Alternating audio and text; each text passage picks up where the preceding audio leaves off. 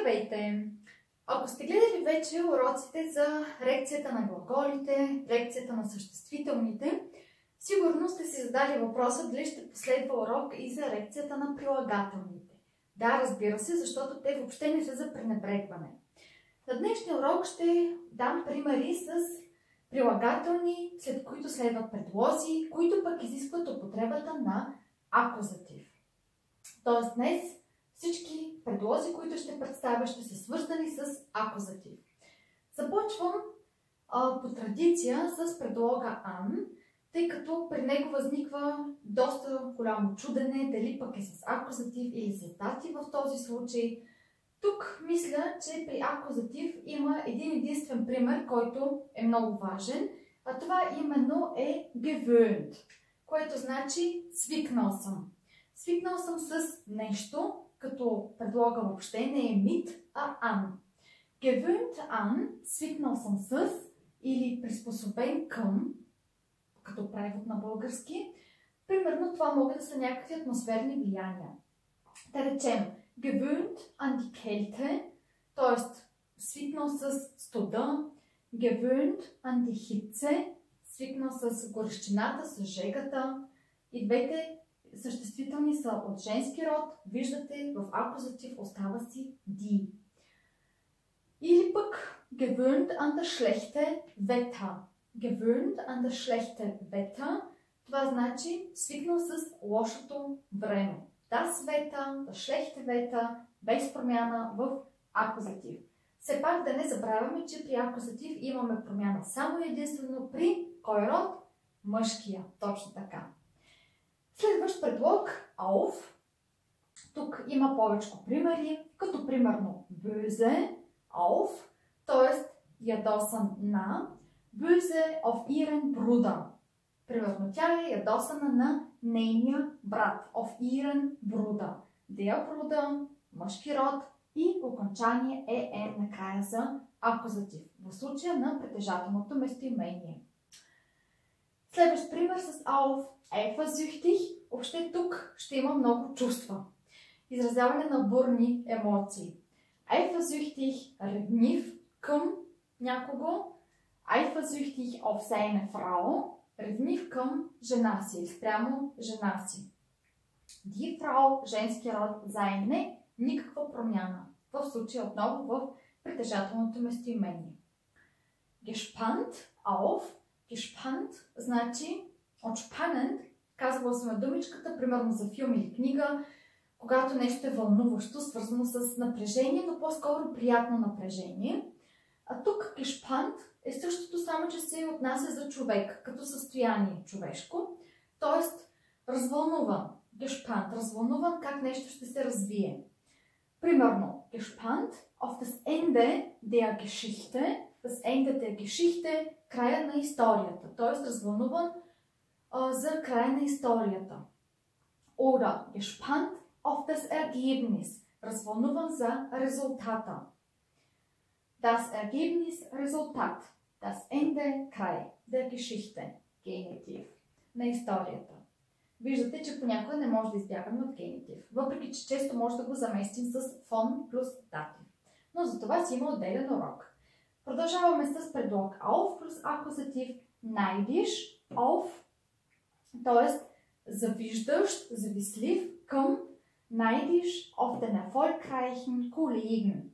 Auf den erfolgreichen Kollegen значи завистлив към или спрямо успешния си колега. Тук нямаме мъжки, т.е. нямаме множествено число, а имаме мъжки род единствено число, der Kollege, и просто, понеже имаме n деклинацион в случая, имаме такова окончание n накрая в акузатив и виждате, че тук определителният член е den, който идва от der в акузатив, тази промяна.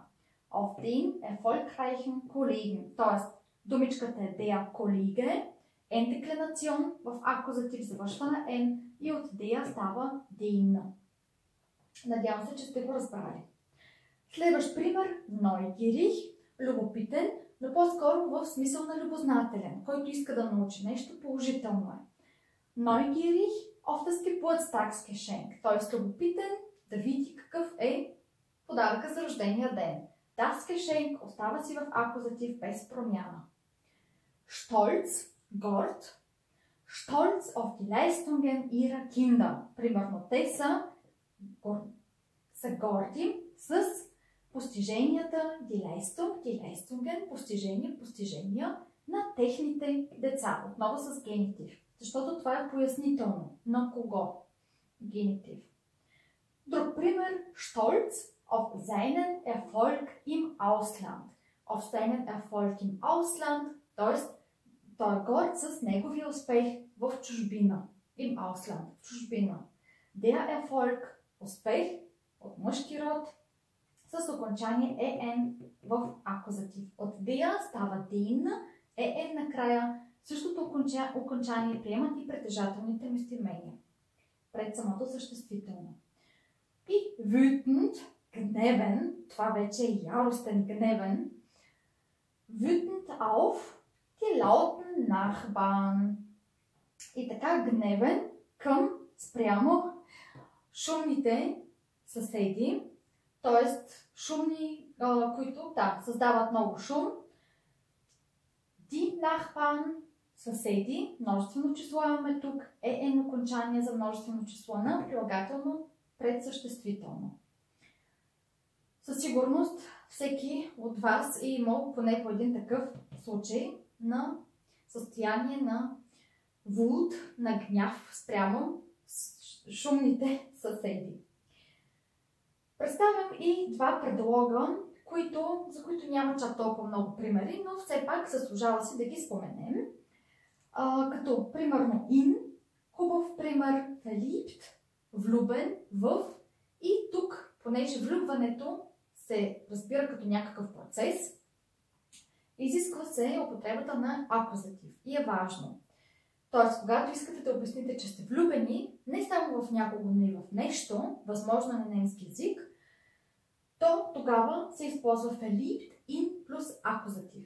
Verliebt in einen Mitschüler, това е влюбен в съученик, der Mitschüler, съученик, der става den или en накрая. Тук имаме неопределителен член, но може да сме влюбени и в някаква идея.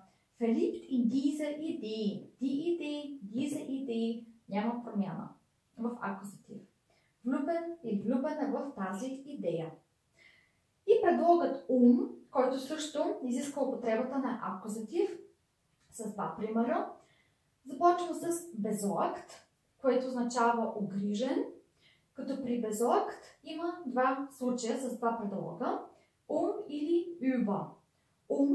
Besorgt das kranke Kind, т.е. загрижен, огрижен за болното дете. Das kranke Kind си остава das kranke Kind в акузатив, както би било в номинатив. Няма промяна тук, защото имаме среден род. Тук, когато сме загрижени за някого, е с но ако е неодушевен предмет, тогава използваме über. Besorgt über ihren Eisenmangel, т.е. примерно тя е загрижена за нейния недостиг на желязо в организма. Der Mangel, недостиг на желязо, Eisen, сложна съставна дума, das Eisen е желязо, както и желязо като материал, така и желязо в нашия организъм, в тялото ни. Der става en окончание накрая в акузатив. И другата думичка bemüht, вие знаете сигурно вече от глагола sich bemühen, т.е. полагам усилия да направя нещо за нещо. И тук е просто образувано прилагателно bemüht, т.е. полагаш усилия за, най-точният превод, bemüht die richtige Behandlung des Patienten. Die richtige Behandlung, това значи за правилната грижа на пациента или правилното обслужване на пациента. Тук имаме отново генитив, като der Patient изисква и en-деклинацион след това, затова имаме en като окончание в генитив. Bemüht die richtige Behandlung des Patienten. Т.е. полагащ усилия за правилното И лекуване също в този случай може да се преведе, защото имам пациент като думичка след това, която обяснява и дава всъщност друг оттенък на behandlung. Тоест, bemüht, полагащ усилия за. И останаха последните два предлога с акузатив, а именно für и über. Започвам с für, като давам пример с първата думичка angenehm, което означава приятно. И примерно приятно за някого. Angenehm für jemanden. На N се вършва, защото сме на гости на акузатив. Може да е приятно за мен, angenehm für mich, angenehm für dich, приятно за теб, angenehm für euch, приятно за вас. Следващи два примера, bekannt и berühmt, са с подобен смисъл, като bekannt е познат с нещо, примерно bekannt für ihre Sparsamkeit. Позната е с нейната пестеливост. Sparsam означава пестелив, die Sparsamkeit пестеливост, т.е. това е съществителното от прилагателното. Думичка завършваща на kite е от женски род, die Sparsamkeit, ihre нейната. Също може да се даде пример и с bekannt für die gute Produktqualität, т.е. познат с доброто качество на продуктите. Berühmt пък е известен, но вече известен на обществото или известен, когато става въпрос за някакви забележителности. Дала съм пример с historische Gebäude, berühmt für die historischen Gebäude, т.е. известен с историческите си сгради. Тук имаме множествено число, но без особена промяна спрямо номинатива, защото сме в акузатив. И така, познат с или вече известен с нещо. Dankbar für, това значи благодарен за нещо, примерно dankbar für die Hilfe, благодарен за помощта. Dankbar für die Blumen, благодарен за цветята. Следващ пример, geeignet, което значи подходящ, способен. Geeignet für den Beruf, способен, подходящ за професията. Der Beruf, професия, промяна на мъжки род в акузатив става den. Geeignet für den Beruf. Schädlich, следващ пример, вреден, примерно schädlich für die Zähne, т.е. вреден за зъбите, да речем нещо сладко. Oder schädlich für die Umwelt, вредно за околната среда. Die Umwelt, околна среда. Schwierig, трудно, труден, примерно etwas ist schwierig für kleine Kinder. Нещо е трудно за малки деца. Нещо да разберат или нещо да направят. Kleine Kinder, малки деца. Typisch, типично, както на български използваме думичката, typisch für политика, примерно типично за политици. Нещо да направят или да говорят много, да не кажат почти нищо. Verantwortlich съм го съчетала с думичката zuständig, защото и двете могат да се преведат като отговорен. Но има разлика. Verantwortlich für seine Tat, отговорен за неговото действие, die Tat, действие, seine Tat, негово действие, думичката от женски род. Това значи просто отговорен, в смисъл, че той носи отговорността. Но ако използваме думичката zuständig, това значи отговорен, компетентен, т.е. както съм написала и тук, служебно определен. Т.е. това е наистина за бизнес, за работа. Zuständig für den Kundenservice, примерно той отговорен, компетентен или служебно определен, назначен за, отговорен за Kundenservice, т.е. връзката с клиентите, обслужването на клиентите. Така че има разлика между verantwortlich für, отговорен за някакво деяние, действие, или zuständig, защото така е назначен, че е отговорен за или си кой процес в работата, в службата. И последна думичка с für, wichtig für, важен за, zum Beispiel wichtig für unsere Firma, важен за нашата фирма. Die Firma от женски род, както и на български език. Така, това бяха примери с für. Продължаваме с über, което, знаете, те са доста подобни и много често бъркаме дали следва предлог für oder über, затова ги представям на една дъска, за да може да видите и вие разликите. Започвам с beunruhigt, т.е. неспокоен, да речем über die hohen Zinsen, beunruhigt, като ruhig е спокоен, beunruhigt обезпокоен, най-точният превод. Beunruhigt über die hohen Zinsen. Die Zinsen, лихви, т.е. обезпокоен за високите лихви. Като тревожен в такъв смисъл. Entsetzt, това значи просто ужасен. Entsetzt über die Naturkatastrophe, т.е.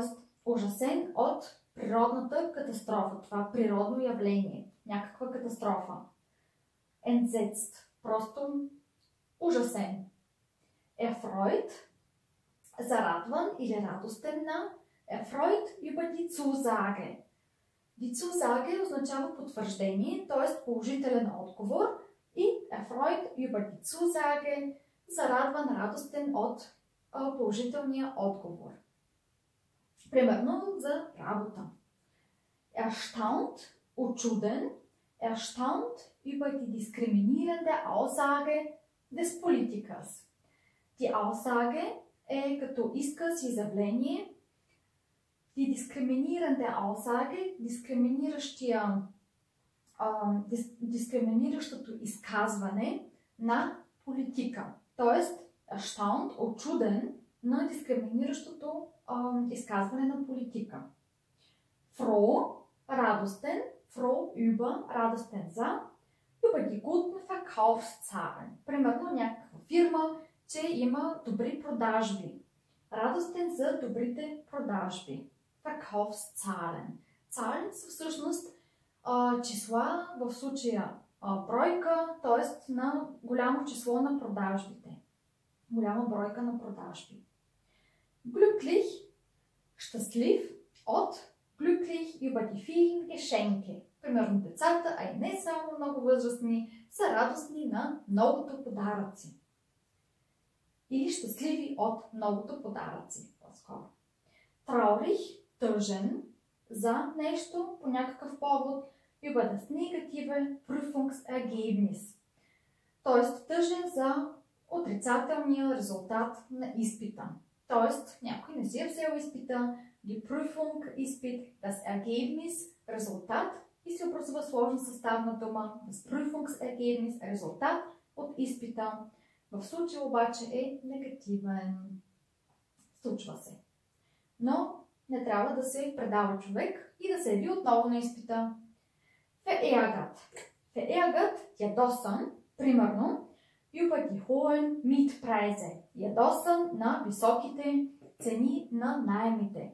Die Miete, наем, der Preis, цена, die Preise, цени на наемите. Ами, то си е за ядосване, те постоянно се покачват. Verwundert, учуден, от das Wunder, чудо. Verwundert, учуден на какво?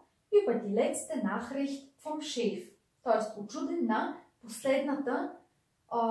последното съобщение от шефа. Die Nachricht, съобщение, die letzte Nachricht, последно съобщение на шефа.